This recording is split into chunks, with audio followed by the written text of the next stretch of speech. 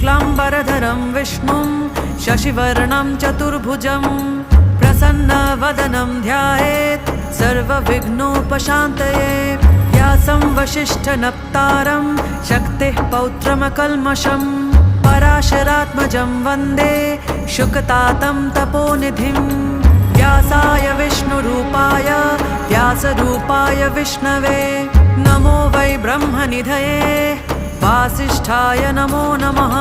अविकाराय शुद्धाय नित्याय परमात्मने सदैकरूपरूपाय विष्णवे सर्वजिष्णवे यस्य स्मरणमात्रेण जन्मसंसारबन्धनात् विमुच्यते। नमस्तस्मै विष्णवे प्रभविष्णवे।